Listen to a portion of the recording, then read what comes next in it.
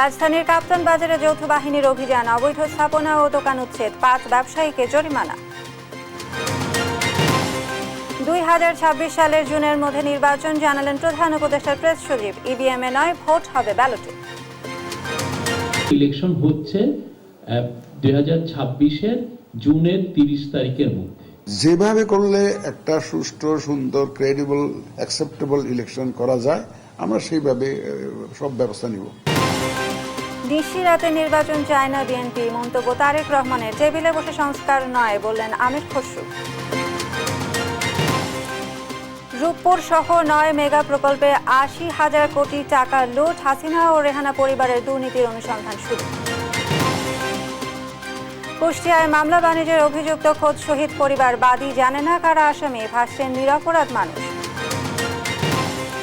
পিরোজপুরে বাবুল খানের মাদকের সাম্রাজ্য, অন্যায়ের প্রতিবাদ করলে হতো নির্যাতন, অভিযোগ অস্বীকার, ব্যবস্থার আশ্বাস।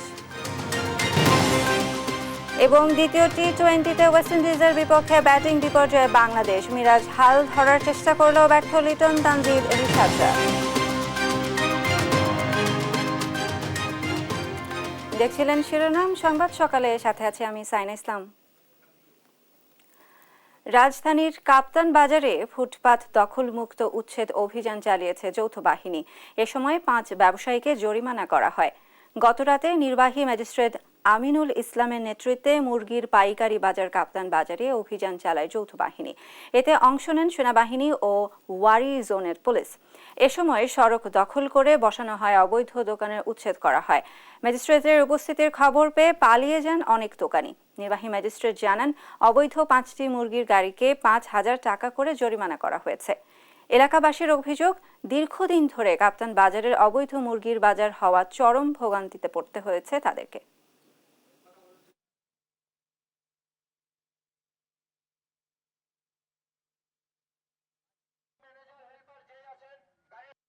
সাথে যে ফ্লাইওভার এবং যে রাস্তার মাঝে যে অংশটি আছে, আমরা জানতে পেরেছি যে মুরগি ব্যবসায়ীরা তাদের জন্য নির্দিষ্ট বাজার রেখে তারা রাস্তার উপর গাড়ি রেখে তাদের সমস্ত ব্যবসায়ী কার্যক্রম পরিচালনা করে। আমরা এই পর্যন্ত 5টা গাড়িকে প্রতি গাড়িকে 5,000 টাকা করে আমরা জরিমানা করেছি। ফ্লাইওভারের নিচে 2টি অংশে এটি ইজারা দেওয়া আছে সিটি কর্পোরেশন থেকে।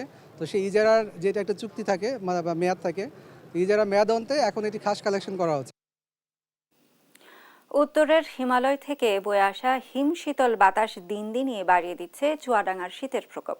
বিস্তারিত জানাতে যুক্ত হচ্ছেন আমাদের সহকর্মী খায়রুজ্জামান সেতু। জানাবেন চুয়াডাঙ্গায় জনজীবনে শীতের কি প্রভাব দেখতে পাচ্ছেন?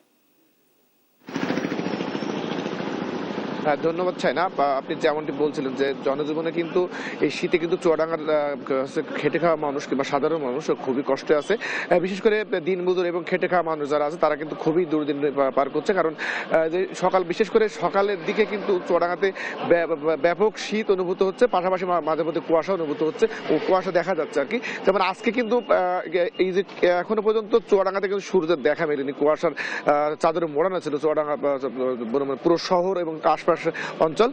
এর মূলত কারণ যে আমাকে চুয়াডাঙ্গা আবহাওয়া আমাকে যেমনটি জানিয়েছে সেটা হচ্ছে যে চুয়াডাঙ্গাতে কিন্তু আজকে কিন্তু সকাল 8টায় কিন্তু সকাল 6টায় কিন্তু সর্বনিম্ন তাপমাত্রা রেকর্ড করা হয়েছে 11.8 ডিগ্রি সেলসিয়াস। এবং একই সাথে কিন্তু আজকে এবং গতকালকে এবং সামনের কয়েকটা দিনও কিন্তু মেঘলা দেখা যাচ্ছে এবং সামনের দিনগুলোতে যাবে। এর মূলত কারণ হচ্ছে সাগরে কিন্তু লঘুচাপ দেখা দিয়েছে। এই লঘুচাপের কারণে কিন্তু মেঘলা আকাশে মেঘ আছে, মেঘের কারণে কিন্তু সূর্য একটু দেরিতে উঠছে, আর পাশাপাশি কুয়াশা তো আসেই।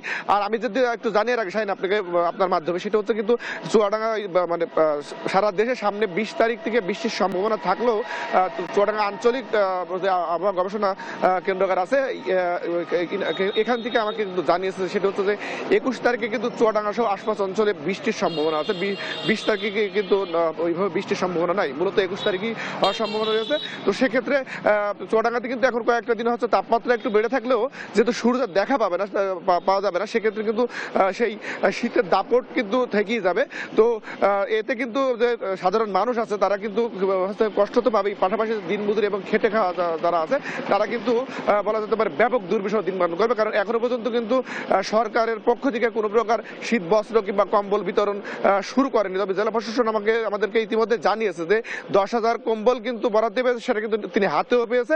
এটা উপজেলা পর্যায়ে পাঠিয়েছে, কিন্তু এখনো যে তৃণমূল পর্যায়ে সেই পর্যায়ে কিন্তু এখনো বোঝাতে পারেনি। তবে তিনি আশাবাদী খুব দ্রুতই আর কি এই কম্বলগুলো বিতরণ শুরু করবে।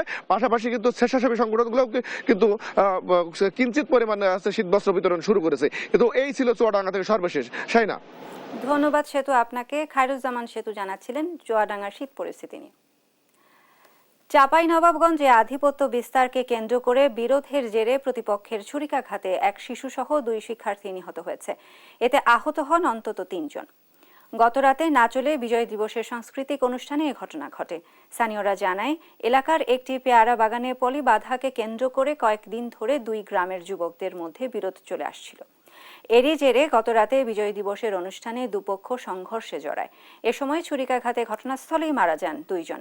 এ ঘটনায় আহত 3 জনকে রাজশাহী মেডিকেল কলেজ হাসপাতালে পাঠানো হয়েছে।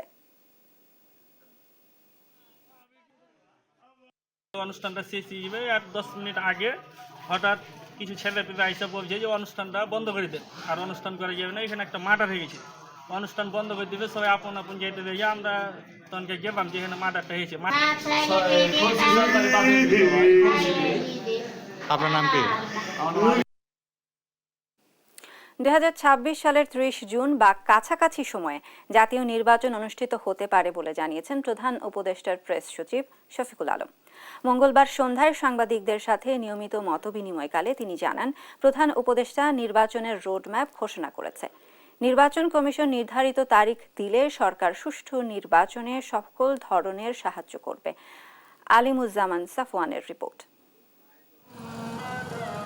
গেল কয়েকদিন ধরে রাজনৈতিক অঙ্গনে চলছে নির্বাচনী গুঞ্জন। এরই ধারাবাহিকতায় সোমবার জাতির উদ্দেশ্যে দেওয়া ভাষণে অন্তর্বর্তী সরকারের প্রধান উপদেষ্টা বলেন, 2025-এর শেষ অথবা 26-এর শুরুতে হতে পারে জাতীয় নির্বাচন। রাজনৈতিক ঐকমত্যের কারণে আমাদেরকে যদি অল্প কিছু সংস্কার করে ভোটার তালিকা নির্ভুলভাবে তৈরি করার ভিত্তিতে নির্বাচন সম্পন্ন করতে হয়, তাহলে 2025 সালের শেষের দিকে নির্বাচন অনুষ্ঠান হয়তো সম্ভব হবে। মঙ্গলবার সন্ধ্যায় ফরেন সার্ভিস একাডেমিতে সমসাময়িক ইস্যুতে কথা বলেন প্রধান উপদেষ্টার প্রেস সচিব শফিকুল আলম। এ সময় নির্বাচন প্রসঙ্গ আসলে তিনি বলেন, 2026 সালের 30 জুন বা কাছাকাছি সময়ে হতে পারে আগামী জাতীয় নির্বাচন। এক্সাক্ট ডেট কি এটা তো সত্যিকার অর্থে অনেক ক্ষেত্রে এটা ডিপেন্ড করবে রিফর্মের উপর, বাট উনি একটা মানে টাইম একটা দিয়ে দিয়েছেন। এর চেয়ে আর ক্লিয়ার রোড ম্যাপ আর কি হতে পারে? আপনি এক্সপেক্ট করতে পারেন যে ইলেকশন হচ্ছে 2026-এর জুনের 30 তারিখের মধ্যে। এ সময় বিগত সরকারের অপ্রয়োজনীয় অর্থ ব্যয়ের সমালোচনা করেন তিনি। যে সমস্ত জায়গায় ইনভেস্ট করেছি গত 15 বছর আপনাদের তো দেখাই আছে। আমরা কর্ণফুলীর লিভারের নিচে কোনোদিন টানেলের দরকার ছিল না, সেখানে আমি তো 12,000 কোটি টাকা খরচ করে ফেলেছি, 450 কোটি টাকা দিয়ে করেছি। আমি গোপালগঞ্জের ওইখানে আমার কোনো রেল লাইনের দরকার ছিল না, আমি 2,000 কোটি টাকা দিয়ে রেল লাইন করে ফেলেছি। যেটা আমার দরকার ছিল সেই কাজটা করি নাই। শিক্ষার মান উন্নয়নে কমিশন গঠন ও দুর্নীতি রোধে অন্তর্বর্তী সরকার কাজ করছে বলে জানান প্রেস সচিব। আলিমুজ্জামান সাফওয়ান, দেশ টিভি, ঢাকা। জাতীয় নির্বাচন ইভিএমে নয় ব্যালটে হবে বলে জানিয়েছেন প্রধান নির্বাচন কমিশনার এএম নাসির উদ্দিন। মঙ্গলবার দুপুরে রাজধানীর আগারগাঁও নির্বাচন ভবনে গণমাধ্যমের সঙ্গে মতবিনিময় সময়ে তিনি একথা বলেন। এ সময় তিনি জাতীয় নির্বাচনের প্রস্তুতি সম্পর্কে সাংবাদিকদের জানান।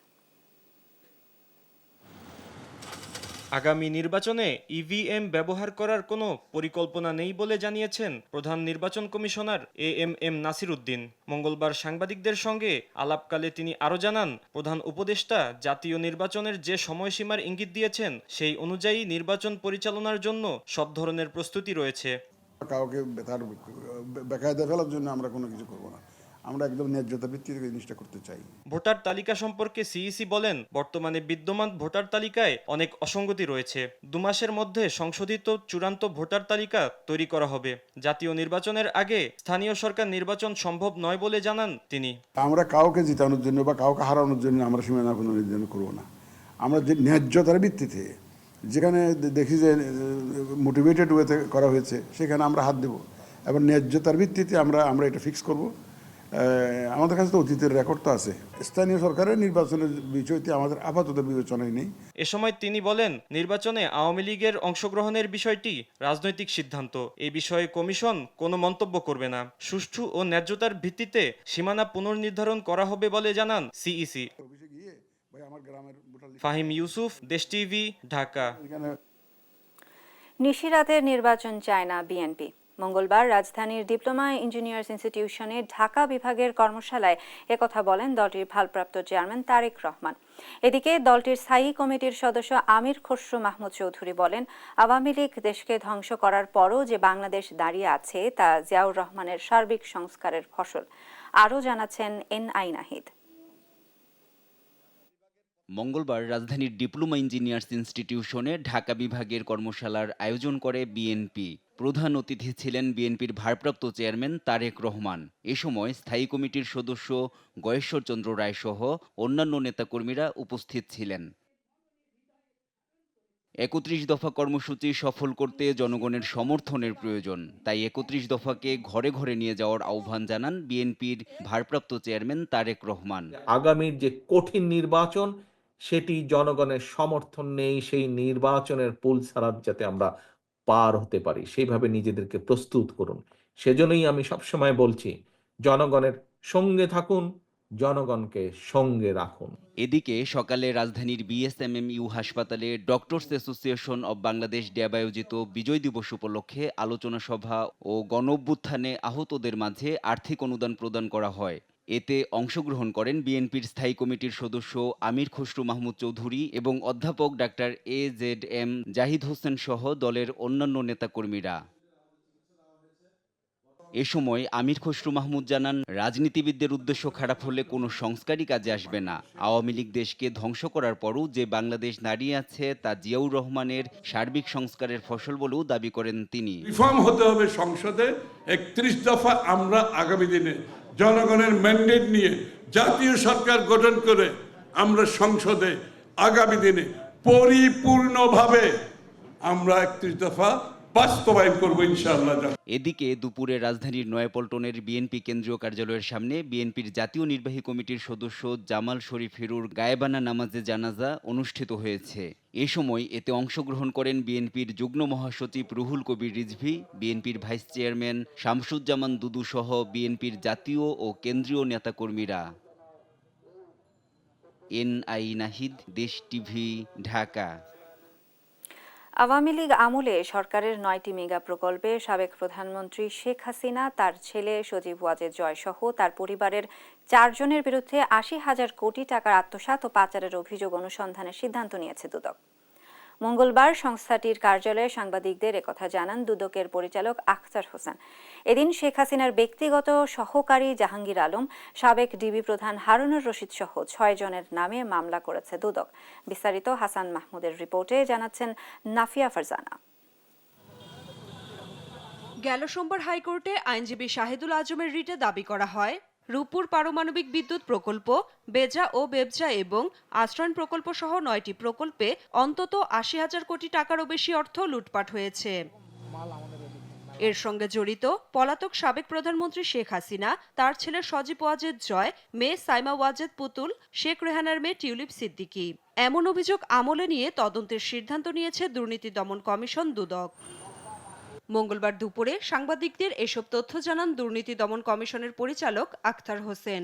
শেখ হাসিনার বিরুদ্ধে ক্ষমতার অপব্যবহার, প্রতারণা, অনিয়ম ও দুর্নীতির মাধ্যমে 8টি বিভিন্ন প্রকল্পের আড়ালে 21,000 কোটি টাকা আত্মসাতের একটি অভিযোগ দুর্নীতি দমন কমিশনে দাখিল হয়েছে এবং সেই অভিযোগের বিষয়ে অনুসন্ধানের সিদ্ধান্ত গৃহীত হয়েছে।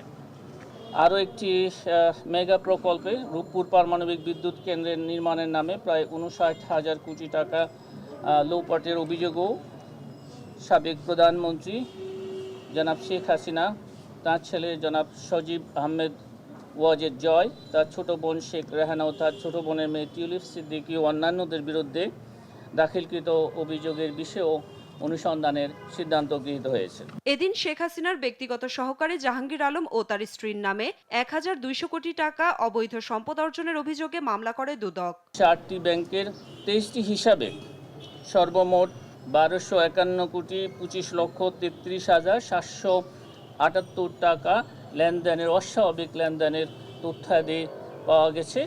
এই কারণে তার বিরুদ্ধে একটি মামলা রুজুর সিদ্ধান্ত গৃহীত হয়েছে এবং ইতিমধ্যে মামলা রুজু হয়েছে।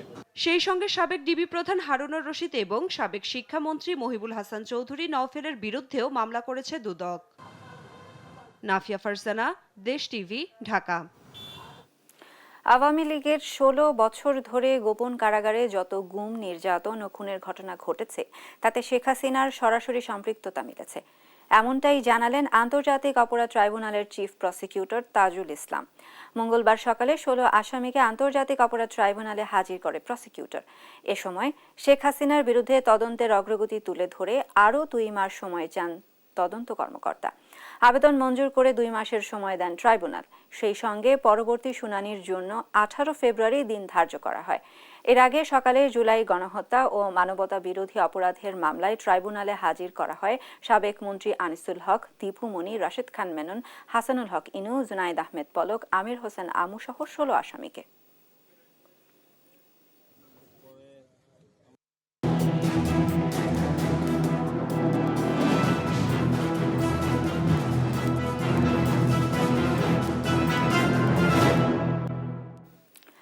কুষ্টিয়ায় জুলাই গণহত্যা মামলার বাদী এখন নিজেই ভুক্তভোগী।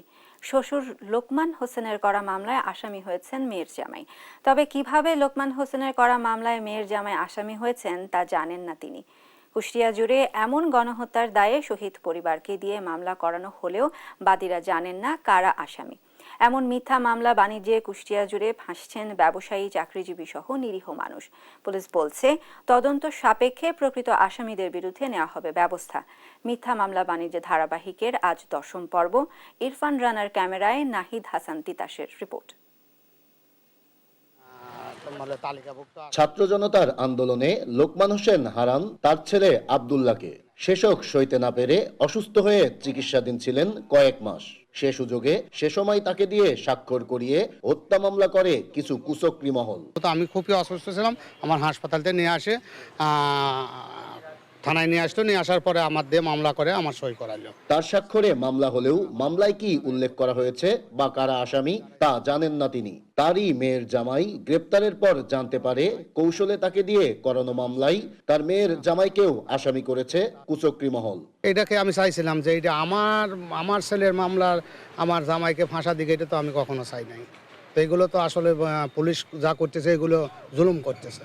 জুলাই আগস্টের শহীদ পরিবারগুলোকে দিয়ে এভাবেই নামে মাত্র বাদী বানিয়ে মামলা করাই দিশেহারা কুষ্টিয়ার শত শত পরিবার। আন্দোলনের বিপক্ষে না থেকেও হয়েছেন আসামি। অব্যাহতির নামে এখন হচ্ছেন চাঁদাবাজির শিকার। 2 জন ফোন করেছে যে আপনি কিছু টাকা দেন, আপনার চার্জশিট থেকে আপনার নাম কাটিয়ে দেবো। আমি কিছু জানি না, শুনি না, কেন আমাকে মামলায় হয়রানি করার জন্য আমার মামলার আসামি বানানো হইলো। আমি তো হত্যাকাণ্ডের কিছু জানি না, বা আসামি কিভাবে হইলাম আমি এটাও জানি না। এমন হয়রানিমূলক মিথ্যা মামলা নিয়ে বিব্রত খোদ জেলার বিএনপি নেতারাও। তারাও চাই হয়রানিমূলক এসব মামলা বন্ধ হোক। 5 তারিখের পরের থেকে যে সমস্ত মামলাগুলো হয়েছে, এটা অধিকাংশ মামলা হচ্ছে ত্রুটিপূর্ণ। এর মধ্যে দুর্বৃত্তায়ন হয়েছে, মামলা বাণিজ্য হয়েছে, লাশ বিক্রি করা হয়েছে, মামলাগুলো সঠিক হয়নি। আর এ বিষয়ে জেলা পুলিশের ঊর্ধ্বতন কর্মকর্তারা ক্যামেরার সামনে কথা বলতে রাজি নয়। মোবাইল ফোনে পুলিশ সুপার জানান তদন্ত সাপেক্ষে প্রকৃত আসামিদের বিরুদ্ধেই নেওয়া হবে ব্যবস্থা। আমরা তদন্ত সঠিকভাবে করার চেষ্টা করতেছি। আমরা অবশ্যই চেষ্টা করব যদি কোনো লোক জড়িত না থাকে তার ইনভলভমেন্ট থাকবে না, আর যদি কেউ জড়িত থাকে তার এজাহারে নাম না থাকবে সে পরবর্তী ইনক্লুড হবে। ছাত্র জনতার আন্দোলনে হত্যা ও হত্যা চেষ্টার অভিযোগে 19টি মামলা হয়েছে কুষ্টিয়ায়। এসব মামলায় প্রকৃত অপরাধীদের বাইরে আসামি করা হয়েছে শত শত নিরীহ মানুষদেরও। নাহিদ হাসান তিতাস, দেশ টিভি, কুষ্টিয়া। দেখছেন সংবাদ সকাল। একসময়ে ট্রেনে ফেরি করে ওষুধ বিক্রি করতেন পিরোজপুরের বাবুল খান। সময়ের ব্যবধানে রাজনৈতিক ক্ষমতায় বনে গেছেন এলাকার গডফাদার। হাতুড়ি বা মুগুর বাহিনীর বদৌলতে গড়ে তোলেন মাদকের বিশাল সাম্রাজ্য। সন্ত্রাসী কর্মকাণ্ড অর্থের জেরে স্বামী স্ত্রী 2 জনই হয়েছেন এলাকার মেম্বার। তাদের অন্যায়ের প্রতিবাদ করে শাস্তা হতে হয়েছে অনেক এলাকাবাসীকে। সহকর্মী লাহেল মাহমুদের পাঠানো তথ্য ছবিতে ডেস্ক রিপোর্ট। পিরোজপুরের নাজিরাপুর উপজেলার শেখমাটিয়া ইউনিয়নের 7 নম্বর ওয়ার্ড মেম্বার মোহাম্মদ বাবুল খান 2008 সালে আওয়ামী লীগ ক্ষমতায় আসলে স্থানীয় সাবেক এমপি AKM আওয়ালের ঘনিষ্ঠ হয়ে গড়ে তোলেন বিশাল মাদকের সাম্রাজ্য। পরবর্তীতে নিজ জমিতে গাঁজা চাষ শুরু সহ আত্মীয় স্বজনদের দিয়ে গড়ে তোলেন নিজস্ব সন্ত্রাসী বাহিনী। তার বাহিনীর মাধ্যমে জমি দখল, সন্ত্রাসী কর্মকাণ্ড চালিয়ে প্রথমেতে হন ইউপি মেম্বার এবং পরে 2 বার স্ত্রীকে বানান ইউনিয়ন পরিষদের নারী সদস্য। তার বিপরীতে কেউ নির্বাচনে দাঁড়ালে তাকে করা হতো নির্মম নির্যাতন। ঔষধ চোরাকারবারি চক্রের সাথে যুক্ত হয়ে রাতারাতি বনে যান আঙুল ফুলে কলা গাছ। সরকারি ঘের ওনার লোকজন দিয়া, ওনার স্বামী স্ত্রী উভয় মিলা উনি এইগুলাকে গ্রাস করেছেন। আমার যত জায়গা জমি ছিল, অর্থ সম্পদ ছিল, গের বেরি ছিল, মাছ ফোনা ছিল, গড় ছিল, সবকিছু লুটপাট করে ওরা নিয়ে গেছে। তার নির্যাতন থেকে বাদ যায়নি সপ্তম শ্রেণীর এক শিক্ষার্থী। এই শিক্ষার্থীর নামে দেয়া হয় ডাকাতি সহ 5টি মামলা। যখন আমি 7-এ পড়ি তখন বাবুল খানের নির্দেশে আমার নামে একটা ডাকাতি মামলা দেওয়া হয়েছে। এছাড়া অবৈধভাবে এলাকায় আবাসন থেকে চাঁদাবাজির মাধ্যমে প্রতি ঘর থেকে আদায় করতেন 40 থেকে 50,000 টাকা।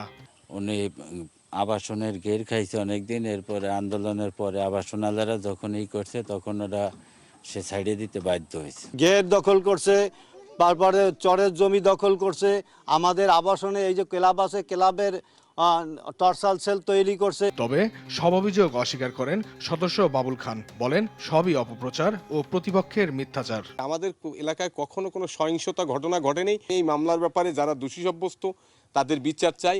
বাবুল খানের বিরুদ্ধে থানায় একাধিক মামলা রয়েছে। লিখিত অভিযোগ পেলে তার বিরুদ্ধে ব্যবস্থা নেওয়ার আশ্বাস দিয়েছেন উপজেলা নির্বাহী কর্মকর্তা। ইউপি সদস্য বাবুল খান এর বিরুদ্ধে যে অভিযোগ আমরা শুনতে পাচ্ছি, এরকম যদি লিখিত অভিযোগ আসে সেক্ষেত্রে তদন্ত সাপেক্ষে আমরা প্রয়োজনীয় ব্যবস্থা নেব। এলাকায় শান্তি ফেরাতে অভিযুক্ত বাবুল খানকে দ্রুত আইনের আওতায় দেখতে চান এলাকাবাসী। নিউজ ডেস্ক, দেশ টিভি। সীমানা প্রাচীর না থাকায় নড়াইলে অরক্ষিত বীরশ্রেষ্ঠ নূর মোহাম্মদের স্মৃতিসৌধ। তার নামে প্রতিষ্ঠা করা শিক্ষা প্রতিষ্ঠানে রয়েছে শিক্ষক সংকট, ব্যাহত হচ্ছে পাঠদান। মহান মুক্তিযুদ্ধে দেশের জন্য লড়াই করা নূর মোহাম্মদ সহ সব বীরশ্রেষ্ঠদের স্মৃতি রক্ষায় জোর দেওয়ার দাবি স্থানীয়দের। শফিকুল ইসলামের রিপোর্ট, জানাচ্ছেন আপন অপু। বীরশ্রেষ্ঠ নূর মোহাম্মদ শেখ 1959-এর 14ই মার্চ যোগ দেন পূর্ব পাকিস্তান রাইফেলসে। 1971 সালে মহান মুক্তিযুদ্ধে যশোর অঞ্চল নিয়ে গঠিত 8 নং সেক্টরে বীরত্বের সঙ্গে লড়েন শত্রুর বিরুদ্ধে। 5ই সেপ্টেম্বর ছুটিপুর এলাকায় টহল দেওয়ার সময় পাক বাহিনীর গুলিতে সহযোদ্ধা নান্নু মিয়া গুরুতর আহত হন। আহত নান্নুকে কাঁধে নিয়েই এলএমজি হাতে চলে নূর মোহাম্মদের প্রাণপণ লড়াই। হঠাৎ পাক বাহিনীর মর্টারের আঘাতে ভেঙে যায় তার হাঁটু, তবুও চালাতে থাকেন গুলি। এক পর্যায়ে ঢলে পড়েন মৃত্যুর কোলে। 2008 সালের 18ই মার্চ নূর মোহাম্মদের জন্মস্থান নড়াইলের মহিষখোলা গ্রামের নাম পাল্টে রাখা হয় নূর মোহাম্মদ নগর। তার স্মরণে নির্মাণ করা হয় বীরশ্রেষ্ঠ শহীদ ল্যান্স নায়েক নূর মোহাম্মদ শেখ গ্রন্থাগার ও স্মৃতি জাদুঘর, স্মৃতিস্তম্ভ, স্কুল ও কলেজ। তার সন্তানদের জন্য করে দেয়া হয় ঘরবাড়ি। তবে স্মৃতিসৌধ ঘিরে সীমানা প্রাচীর না থাকায় পড়ে আছে অরক্ষিতভাবে। এখানে একটা শ্রদ্ধাসিদ্ধি করে দিয়ে গেছে সরকারের থেকে। আর এখানে বিভিন্ন দেশের লোকজন আসলে এখানে দেখে যে একটা নোংরা একটা পরিবেশ দেখে। তা এখানে যে একটা আমাদের আবেদন বা আমাদের একটা দাবি যে এই প্রাচীর করে দিক। এই গ্রামের নাম আগে ছিল মহিষখোলা, এখন ওটা পরিবর্তন হয়ে নূর মোহাম্মদ নগর হয়েছে। 1500-এর বেশি শিক্ষার্থী থাকলেও বীরশ্রেষ্ঠ নূর মোহাম্মদের নামে গড়া শিক্ষা প্রতিষ্ঠানে ভবন সংকটে ব্যাহত হচ্ছে পাঠদান। প্রায় 4500 ছেলে মেয়ে, কিন্তু আমার একটা বিল্ডিং, নতুন বিল্ডিং হয়েছে 18-19 অর্থ বছরে। এটা 4 তলা ভিত্তিপ্রস্তর, কিন্তু 1 তলা সম্পূর্ণ হয়েছে। কমপক্ষে 10-12টা রুম লাগে, কিন্তু আমাদের 3টা, আর আমরা একটা টিন শেড দিয়ে 2টা। এই 250 মতো ছেলে মেয়েদের নিয়ে আমাদের এই যে অবকাঠামো আছে, সেই অবকাঠামোতে আমাদের পড়ালেখা করানোর যথেষ্ট সমস্যা হচ্ছে। বীরশ্রেষ্ঠর স্মৃতি স্মরণীয় করে রাখতে সব ধরনের ব্যবস্থা নেওয়ার আশ্বাস দিয়েছেন জেলা প্রশাসক। ওনার যে বাসভূমিটি, সেখানে যে এখন বর্তমানে যে অবস্থা আছে, এটাকে আমরা আরেকটু সুন্দর করতে চাই, সংরক্ষণ করতে চাই। সেজন্য ভবিষ্যতে আমরা এখানে বিভিন্ন ধরনের কাজ করব। মহান মুক্তিযুদ্ধে যাদের আত্মত্যাগের বিনিময়ে অর্জিত হয়েছে দেশের স্বাধীনতা, তাদের স্মৃতি সংরক্ষণে জোর দেওয়ার দাবি সবার। নিউজ ডেস্ক, দেশ টিভি। নাম শহীদ জিয়াউর রহমান উচ্চ বিদ্যালয় হওয়ায় মুন্সিগঞ্জের একটি বিদ্যালয়ে 16 বছরে সরকারি বরাদ্দ আসেনি 1 টাকাও। নামের কারণেই বৈষম্যের শিকার হতে হয় প্রতিষ্ঠানটিকে। তবে চাহিদা অনুযায়ী অচিরেই বরাদ্দ দেওয়ার কথা জানান শিক্ষা প্রকৌশলী অধিদপ্তরের নির্বাহী প্রকৌশলী। মুন্সিগঞ্জ থেকে সুমিত রহমান সুমনের প্রতিবেদন, জানাচ্ছেন টুম্পা আফরোজ। টেবিলে সাজানো রয়েছে শতাধিক আবেদনপত্র। গত ১৬ বছরে বিদ্যালয়ের জন্য বরাদ্দ চেয়ে এই আবেদনগুলো সংশ্লিষ্ট বিভিন্ন দপ্তরে পাঠিয়েছে মীর কাদিম শহীদ জিয়াউর রহমান উচ্চ বিদ্যালয় কর্তৃপক্ষ। তবে মেলেনি কোনো সাড়া, বরাদ্দ আসেনি একটি টাকাও। অথচ ফলাফলে প্রতি বছর জেলায় শীর্ষ 10-এর মধ্যে অবস্থান বিদ্যালয়টির। বিভিন্ন জায়গায় প্রায় ১০০ থেকে ১৫০ মতন দরখাস্ত দিয়েছি, কিন্তু কোনো প্রকার সাহায্য সহযোগিতা পাইনি। আগারগাঁও পর্যন্ত গেছিলাম, সেখানেও আমরা আবেদন করেছি, কিন্তু আসলে আমরা কোনো প্রকার সাহায্য সহযোগিতা পাইনি। ১৯৯৪ সালে প্রতিষ্ঠিত বিদ্যালয়টিতে ২০০০ সালে স্থানীয় শিক্ষানুরাগীদের অনুদানে নির্মিত হয় ৩-তলা একাডেমিক ভবন। বিদ্যালয়টি নিম্ন মাধ্যমিক থেকে উচ্চ মাধ্যমিক হিসেবে এমপিওভুক্ত হয় ২০০২ সালে। ২০০৩-০৪ অর্থবছরে এখানে সরকারি অর্থে একটি ২-তলা ভবন নির্মিত হয়। কিন্তু ২০০৮ সালে আওয়ামী লীগ সরকার আসার পর শত চেষ্টা করেও বরাদ্দের মুখ দেখেনি বিদ্যালয়টি। অপরাধ শুধু বিদ্যালয়ের নামে। বিগত আওয়ামী সরকার স্কুলের প্রতি একটু নজর দেয় নাই। যে কোনো বরাদ্দ আসলে স্কুলের নামে যদি পাস হয়, এটাকে উপজেলা থেকে আবার জেলা পর্যায়ে কেটে ফেলা হয়। শুধু শহীদ জিয়াউর রহমান উচ্চ বিদ্যালয় নাম থাকার কারণেই এই বিদ্যালয়টি অবহেলিত। বর্তমানে জরাজীর্ণ 2 ভবনে চলছে একাডেমিক ও প্রশাসনিক কার্যক্রম। খসে পড়েছে শ্রেণীকক্ষের পলেস্তারা, ফ্লোর নষ্ট হয়ে সৃষ্টি হয়েছে গর্ত। নেই পর্যাপ্ত লাইট, ফ্যান ও বেঞ্চের ব্যবস্থা। এতে ফলাফল ভালো থাকা সত্ত্বেও অস্বাস্থ্যকর পরিবেশের কারণে দিন দিন কমছে শিক্ষার্থীর সংখ্যা। জানলা দরজা কিছু নেই, বৃষ্টি দিনে ফ্লোরে পানি এসে পড়ে। ওয়াশরুমের কোনো ভালো ব্যবস্থা নেই, অনেক কষ্ট হয় ওয়াশরুমের জন্য। তারপরে লাইট নাই, ফ্যান নাই, তারপর জানালা খোলা। এ বিষয়ে বিদ্যালয় কর্তৃপক্ষকে সংশ্লিষ্ট দপ্তরে যোগাযোগ করতে বলা হয়েছে জানান জেলা মাধ্যমিক ও উচ্চ শিক্ষা অধিদপ্তর। প্রধান শিক্ষককে সংশ্লিষ্ট দপ্তরে যোগাযোগ করতে বলেছি এবং বলছি যে আমার তরফ থেকে যদি কোনো ধরনের সহযোগিতা প্রয়োজন হয় তাহলে আমি অবশ্যই সেখানে নক করব। এদিকে পর্যবেক্ষণ করে চাহিদাপত্র পাঠানো হয়েছে। অচিরেই বরাদ্দ আসবে বলে জানান জেলা শিক্ষা প্রকৌশল অধিদপ্তর। আমরা তো আমি কিছুদিন আগে ওটা ভিজিট করছি। ওটা ওই যে আমার যে প্রধান প্রকৌশলী মহোদয়, ওনার সাথেও কথা হয়েছে। ওটা ওই যে নতুন যে কর্মসূচি, ওখানেই ওটা আসবে। পতিত আওয়ামী লীগ সরকারের রোশানলে থাকা বিদ্যালয়টি এবার নতুন রূপ পাবে বলে প্রত্যাশা শিক্ষক, শিক্ষার্থী ও অভিভাবকদের। নিউজ ডেস্ক, দেশ টিভি। গোপালগঞ্জে বীজতলাতেই নষ্ট হয়েছে সরকারি কৃষি প্রণোদনার বীজ। এতে ক্ষতির মুখে পড়েছেন 3 উপজেলার পেঁয়াজ চাষি। ক্ষতি পুষিয়ে নিতে দ্রুত বীজ সরবরাহের কথা জানিয়েছে কৃষি বিভাগ। জাবিরুল ইসলাম বাঁধনের রিপোর্ট, জানাচ্ছেন নুসরাত শোভা। গোপালগঞ্জে 600 পেঁয়াজ চাষিকে প্রণোদনা হিসেবে বীজ সহায়তা দেয় সরকার। এরই অংশ হিসেবে কৃষকদের বাড়ি 1, বাড়ি 4 ও তাহেরপুরি জাতের বীজ সরবরাহ করে বাংলাদেশ কৃষি উন্নয়ন কর্পোরেশন। কিন্তু বপনের পর অঙ্কুরোদ্গম হয়নি সে বীজের। এতে চরম ক্ষতিতে পড়ছেন কৃষক। পেঁয়াজ চাষের জন্য প্রস্তুত করে রাখা জমিতে পারছেন না অন্য কোনো ফসল ফলাতে। জেলায় বেশিরভাগ প্রান্তিক পেঁয়াজ চাষি ঋণ করে পেঁয়াজ চাষ করে থাকেন। কাশিয়ানী, মুকসুদপুর ও টুঙ্গিপাড়া উপজেলার 420 জন কৃষকের বীজ বপনের পর এই সমস্যা দেখা দিয়েছে। এতে দিশেহারা হয়ে পড়েছেন তারা। আমরা পেঁয়াজের খাত করি, কিন্তু এবারে আমরা বিআরটিসির মাল পাই, আমাদের সমস্ত জমি মার হয়ে গেছে। আমরা ওই জমিতে এখন কি করতে পারি? একটা বীজও গজায় নেই, আমাদের কৃষকদের খুব সর্বনাশ হয়েছে।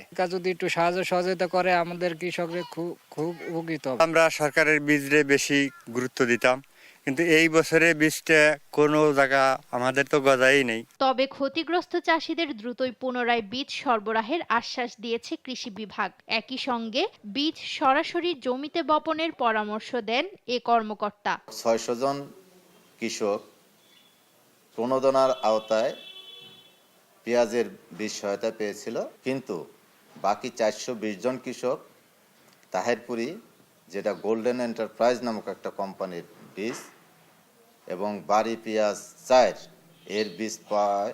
এটা মাঠ পর্যায়ে অঙ্কুরিত না হয় কৃষক ক্ষতিগ্রস্ত হয়েছে। কৃষি মন্ত্রণালয় থেকে বিষয়টা অবহিত হওয়ার পরে তারা যে সিদ্ধান্ত নিয়েছিল যে আমরা এই ক্ষতিগ্রস্ত কৃষকদের মাঝে পুনরায় বীজ সহায়তা প্রদান করব। জেলায় এবার 3835 হেক্টর জমিতে পেঁয়াজ আবাদের কথা রয়েছে। উৎপাদনের লক্ষ্যমাত্রা ধরা হয়েছে 50,000 মেট্রিক টন। নিউজ ডেস্ক, দেশ টিভি।